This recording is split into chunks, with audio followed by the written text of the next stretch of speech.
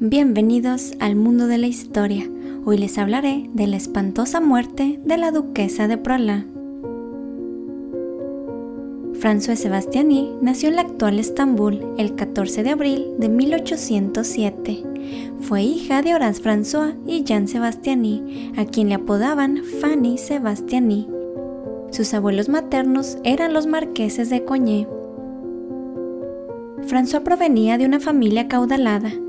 Su padre fue un político, diplomático y miembro del ejército francés, que el día después de su boda, el 2 de mayo de 1806, fue designado para reemplazar un general en la embajada de Constantinopla. Viajó acompañado de su esposa, quien lamentablemente murió un año después de fiebre puerperal, a solo 3 semanas de haber dado a luz a nuestra protagonista. Con el paso del tiempo esa niña, todos la llamarían Fanny Sebastiani, igual que a su madre. A su regreso a Francia, Fanny y su padre fueron recibidos con mucho cariño. La pequeña desde ese día y toda su infancia fue llenada de amor, ternura y obsequios por parte de sus tíos y abuelos. Tenía una hermosa relación con su abuela materna, con quien se escribía constantemente.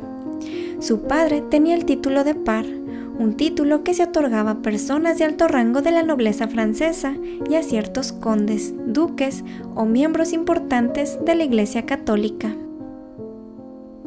A Fanny se le describía como una joven muy hermosa, esbelta, de tez blanca, cabello oscuro y ojos azules. Su futuro marido, Charles Theobald, nació el 29 de junio de 1805.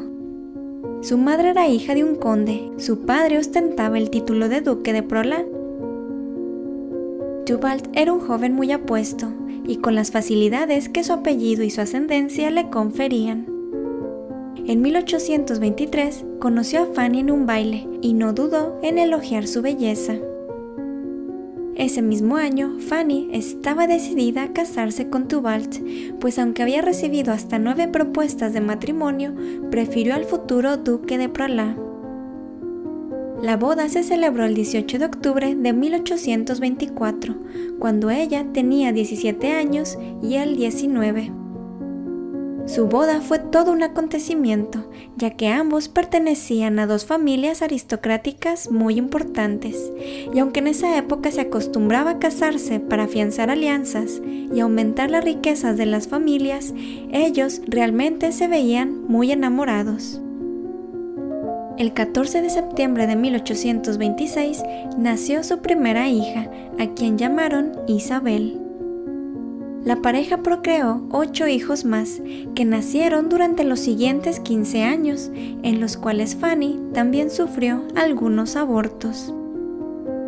Después de alumbrar a esa cantidad de hijos, la belleza de Fanny y su esbelta figura se esfumaron rápidamente.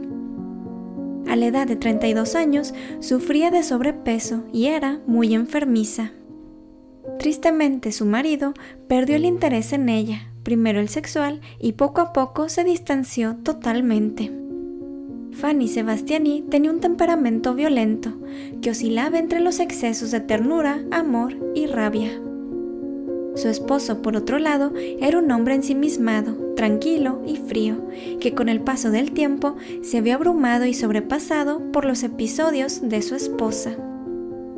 Aún así, ella se esforzaba en reconquistarlo. Le escribía múltiples cartas de amor, le suplicaba que se acercara a ella, le recriminaba, se disculpaba, le exigía atención y le demostraba devoción y pasión. Era un torbellino de emociones relacionadas con su profundo amor y esa obsesión que tenía por su esposo, tal y como se puede advertir de lo escrito en su diario. Varias veces al día le enviaba cartas y notas a su marido a través de un mozo que trabajaba con ellos. Un ejemplo de esto fue una carta del 28 de enero de 1838, en donde ella le escribió: «Un estado de exasperación que no puedo contener me lleva a hacer cosas de las que me culpo, y permíteme decirlo, estoy amargada y mezquina por los mismos motivos que te hicieron reír y cantar hace algún tiempo. Si supieras cuánto lamento hacerte tan infeliz, pero en verdad ya no tengo cabeza, ya no me conozco. Todo me divertía, me gustaba. Un poco de paciencia te lo ruego. Pronto estaré tranquila, resignada, te lo prometo. Tiempo después, cuando su marido tuvo que salir de viaje, le escribió lo siguiente: no puedo esperar a verte volver. Quiero creer que todo saldrá bien. Te amo demasiado para no corregirme, y eres demasiado bueno para siempre culparme y huir de mí. Y así se leen las diversas cartas que Fanny le escribió a su marido, entre lamentos, culpa, exigencias, reclamos, amor y desamor. En 1841 ocurrieron varias cosas importantes. Murió el padre de Charles Dubalt y este comenzó a tener una vida más atareada, ya que se convirtió en duque y ocupó cargos en la política. Incluso formaba parte de la corte del rey Luis Felipe I de Francia. También inició los trabajos de restauración del castillo Vaux-le-Vicomte para convertirlo en su residencia familiar. Y además, ante los constantes episodios nerviosos y de enojos de su esposa, hizo firmar a Fanny, ahora duquesa de Prolà, un documento en donde acordaban que sus hijos no podían estar bajo su cuidado y que una institutriz se haría cargo de todo lo relacionado con los niños. De igual manera, acordaron que esa institutriz decidiría qué personas podían o no recibir los niños. Le otorgaban la competencia para decidir todo por ella misma y no consultar a los duques. Si alguno de los niños se enfermaba, a Fanny solo le permitirían visitar la habitación del enfermo. No se le permitiría sacar a los niños de la casa ni verlos, a menos que fuera en presencia de la institutriz o del duque. Se dice que realmente esa situación no le preocupaba mucho en ese entonces. Al parecer le mortificaba más el hecho de que su marido ya no quisiera compartir el hecho matrimonial con ella, por lo que a inicios de 1841 le escribió una carta y cito: ¿por qué, amado mío, te niegas a derramar tu alma en la mía? Le quitas a nuestra vida todo el encanto del cariño. Ya no te atormentaré más con mis celos. Luego, en otra carta le mencionó: somos muy jóvenes, Dubalt, no nos condenemos al aislamiento. Te juro que solo anhelo tu ternura, tu intimidad y tu confianza. Los celos al parecer comenzaron cuando dejó de ser una esposa mimada y consentida, y todo empeoró cuando escuchó la frase que decía que los maridos tenían apartamentos pequeños, e inmediatamente sospechó de Dubalt y acusó a las institutrices de sus hijos de tener amoríos con su esposo, despidiéndolas una tras otra. Por ello, una persona cercana a la familia les recomendó una institutriz que estuvo trabajando como tal en Inglaterra. Se trataba de la señorita Anguilla de Lucy, una francesa de 27 años, nacida en 1813, hija de Lucille de Poct, quien la crió como madre soltera. Fue educada en una escuela de París, donde mostró un notable talento para el dibujo y el diseño. Por este motivo, fue aprendiz de un grabador. Luego trabajó en el instituto del artista Pierre Delhomme, cuyas hijas se hicieron muy amigas de ella. Anguilla de Lucy se fue a trabajar a Londres en 1836, unos años después de que su madre muriera durante una epidemia de cólera. Anguilla de Lucy era una mujer muy guapa. Era rubia, elegante y elocuente, inteligente y extrovertida. El 1 de marzo de 1841 llegó con su equipaje a la casa provisional de los duques. La última institutriz, la señorita Judy, le comentó que la vida no era tan fácil ni tan feliz con los duques, ya que vivían en continuo desacuerdo, y los celos de la duquesa eran la verdadera causa de su partida. Como si hubiera sido augurio, al poco tiempo comenzaron los celos y los reproches de la duquesa hacia su marido con motivo de la nueva institutriz, mencionándole lo siguiente: que la señorita desea a tu amante en toda la fuerza de expresión. Esta suposición por tus hijos te repugna, y no ves que, a los ojos del mundo, sus relaciones familiares contigo, su imperio absoluto en la casa y mi aislamiento lo hacen creer como si así fuera abiertamente. En 1843, en una carta dirigida a su cuñada, Fanny le advierte sobre la señorita de Lucy, y cito: «Ella es una persona peligrosa y fatal, cuyas intrigas, astucia y espíritu de dominación han roto los lazos más sagrados ante Dios y en la naturaleza. Mis pobres hijos, Luis y Bert, están completamente dominados, fascinados por ella como su padre. Piensa que ha logrado hacerse pasar por la amante del padre de sus alumnos, que me lo demuestran todas las palabras que me llegan de todos lados. Piensa cuánto dañará esta reputación el futuro de nuestros pobres hijos». Fanny llegó a dibujar una caricatura de las actitudes de la señorita de Lucy con su marido. La relación con los duques no mejoró, incluso los sirvientes tampoco estaban contentos con la nueva institutriz, diciendo que era una mandona. Los rumores entre el amorientre de Lucy y el duque no se hicieron esperar. Una de las sirvientas que trabajaban en esa casa, más tarde en la investigación, mencionaría que a menudo encontraba en la cama de la institutriz sábanas manchadas que no correspondían a las manchas producidas por una mujer, además de pañuelos sucios con manchas similares, y estaba convencida de que el duque visitaba 1 o 2 veces a la semana a la señorita de Lucy. Orillaron a Fanny a exigirle a su esposo que despidiera a la institutriz y amenazó que, de no hacerlo, le pediría el divorcio. Y esto no le convenía para nada al duque, porque un divorcio mancillaría su reputación ante la sociedad y el rey. A regañadientes, en la primavera de 1847, el duque se vio obligado a decirle a de Lucy que tendría que abandonar su empleo por temor a las amenazas de divorcio de su esposa. Sin embargo, el despido formal ocurrió hasta el mes de julio, ya que los hijos de los duques enfermaron de escarlatina y tuvieron que esperar hasta su recuperación. Angia de Lucy estaba muy afligida por haber sido despedida, pues se había encariñado mucho con los niños y quizás también con el duque. No tardó en encontrar un nuevo trabajo en un colegio de niñas. Desafortunadamente, tuvo el arrebato de escribir varias cartas a los duques reprochándoles su despido. Los duques y sus hijos se fueron a vacacionar a la ciudad de Dieppe, en Francia.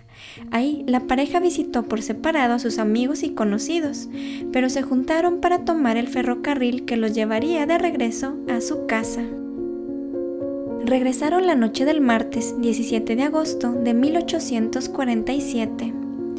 Ya era muy tarde cuando llevaron a sus hijos a la cama, y más tarde aún cuando se retiraron a sus respectivos dormitorios, pues estos dormían en habitaciones separadas, ubicadas en la planta baja de la casa, y estaban divididas por una antecámara que las conectaba. Los sirvientes de la casa dormían en el primer piso. La madrugada parecía tranquila, hasta que, entre las 4 y las 5 de la mañana, Madame Leclerc, una de las mucamas de la duquesa, escuchó el timbre que estaba en la habitación de esta y con el cual solía llamar a sus trabajadores. Madame Leclerc se apresuró a ver qué necesitaba la duquesa. La habitación estaba cerrada, algo que era muy inusual. Luego comenzó a oír gemidos y gritos ahogados, y trató de abrir nuevamente la puerta, pero sus esfuerzos fueron en vano. Se retiró para pedir ayuda a los otros sirvientes, y cuando regresaron, escucharon más gritos y conmoción dentro de la habitación. Intentaron desesperadamente abrir la puerta, y uno de ellos recordó que había una puerta que no se cerraba con llave y que conducía a la habitación de la duquesa, a través de la antesala que conectaba ambos dormitorios. Cuando por fin llegaron a la habitación, la encontraron completamente oscura, con un olor metálico y a pólvora. Rápidamente encendieron las lámparas a su alcance, y cuál fue su sorpresa que encontraron a la duquesa tendida en el suelo sobre un gran charco de sangre, y con varias heridas en su garganta y en su cuerpo. La duquesa no se movía. Se dieron cuenta que la habitación estaba con algunos destrozos, obviando que hubo una especie de lucha o pelea en ese lugar.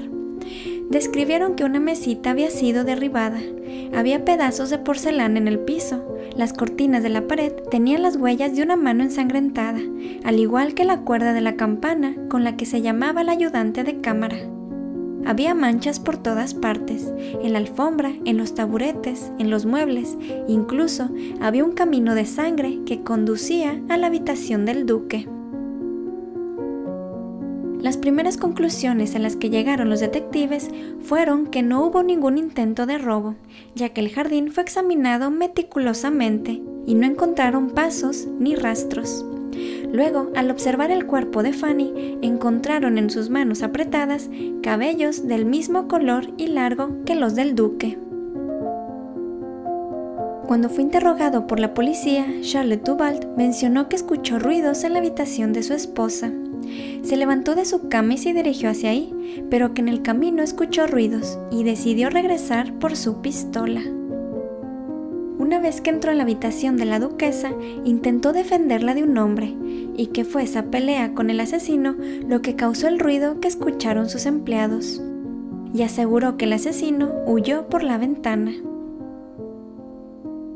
Que al ver a su esposa muy herida, la abrazó y se manchó de sangre, pero se retiró a lavar la bata que vestía para que no lo vieran sus hijos.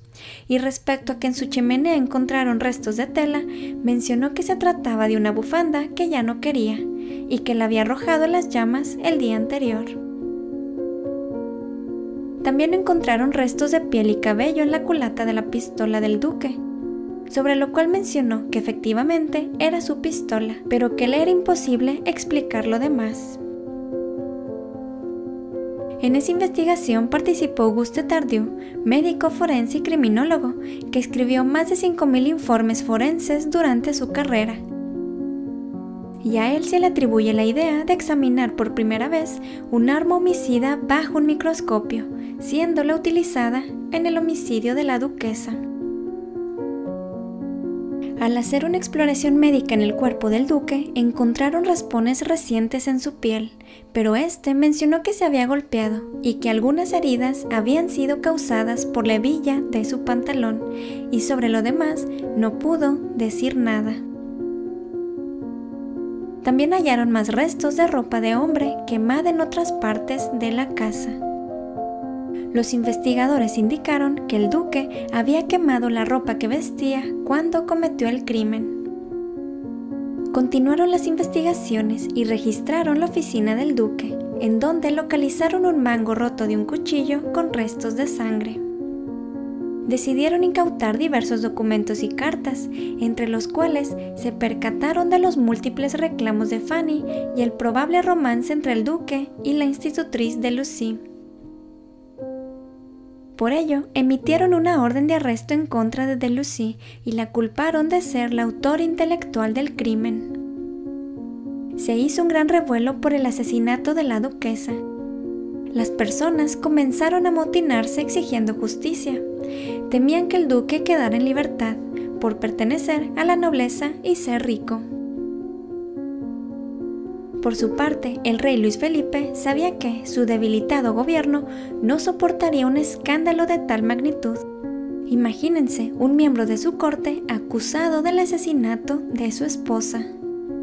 Por lo que apresuradamente convocó a la corte de los pares, quienes eran los que debían estar de acuerdo en que se arrestara al duque. Durante el traslado del duque a Luxemburgo, en donde se le encarcelaría, le fue incautado un frasco que contenía arsénico, el cual llevaba escondido entre su vestimenta. Los interrogatorios continuaron y se le cuestionó sobre los arañazos, las heridas y las mordidas que tenía en su cuerpo, pero daba respuestas muy vagas e insistía en culpar del homicidio de su esposa a un ladrón.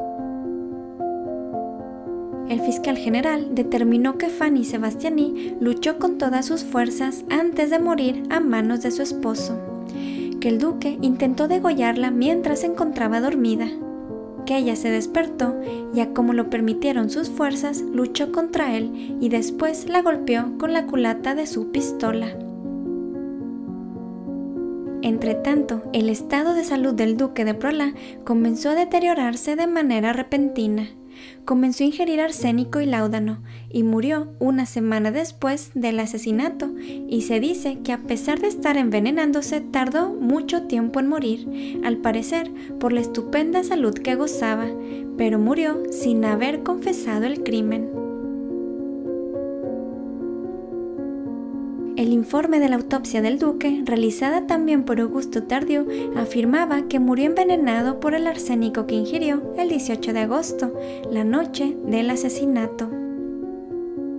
Algunos pensaron que no se trató de un suicidio, sino que el rey ordenó envenenarlo para evitar el juicio y las revueltas. Delucy no fue llevada a la prisión de los ricos, sino a la de Conciergerie. Cuando se enteró de la muerte del duque, entró en total desesperación. Henriette de Lucy fue puesta en libertad el 17 de noviembre de 1847 por falta de pruebas. Sabía que no podía seguir viviendo en Francia debido al escándalo en que se vio envuelta y que le sería imposible conseguir un nuevo empleo, por lo que viajó a Zúrich y posteriormente a Nueva York. Delucy comenzó su nueva vida en el otoño de 1848. En esa ciudad trabajó como profesora de francés en una escuela de niñas. Su futuro marido, el reverendo Henry Field, era pastor de una iglesia en Springfield, Massachusetts, y escritor de varios libros. A él le confesó lo que sucedió en Francia, y todo parece indicar que éste no le dio mucha importancia a las acusaciones, pues se casaron el 20 de mayo de 1851. La pareja vivió entre Massachusetts y Nueva York. 4 años más tarde, Delucy compró acciones en un periódico, y poco a poco se convirtió en una de las mujeres más respetadas y distinguidas de Nueva York. Escribió el libro titulado Home Sketches of France, que se publicó de manera póstuma. Henriette de Lucy murió el 6 de marzo de 1875 en la ciudad de Nueva York. Pero su vida sería perpetuada por una de sus sobrinas nietas, de nombre Rachel Field, quien escribió la novela All This in Heaven Too, la cual pasó a la pantalla grande en 1940. El crimen de la duquesa de Proala tuvo fuertes repercusiones políticas. Fue el último de una serie de escándalos que socavaron la confianza en la corte del rey Luis Felipe. La creciente desigualdad de las clases sociales y la anulación del juicio por el suicidio del duque contribuyeron a la sangrienta revolución de 1848, culminando con el reinado de Luis Felipe y dando inicio a la Segunda República Francesa. Circularon fuertes rumores respecto a que el rey y algunos miembros de la nobleza habían ayudado al duque a fingir su muerte y huir. Se dice que viajó de Francia a Nueva York, pero que ahí fue reconocido, por lo que decidió viajar a California, en donde conoció a un alemán de apellido Teufel, que vivía en San Juan del Sur, Nicaragua. Charlotte Duvall emprendió camino hacia ese país y después se estableció en la ciudad de Matagalpa, en donde cambió su nombre a William y se hizo pasar por un médico naturista. En 1855 se casó con una mujer de la región y tuvieron 5 hijos. Se dice que Duvall murió en 1882 de un ataque de apoplejía. Si se preguntan qué pasó con los hijos de los duques, les cuento que fueron separados y quedaron a cargo de distintos miembros de la familia. Muchas gracias por llegar hasta aquí y sobre todo por perdonar mi pronunciación de los nombres en francés. Si les gustó el video, dale like y compártanlo con sus amigos. Suscríbanse a mi canal y activen la campanita para que no se pierdan ningún dato curioso e interesante de la historia. Cuéntenme en los comentarios quién creen que asesinó a la duquesa de Proala y si creen que el duque no murió en Francia. Y hasta pronto.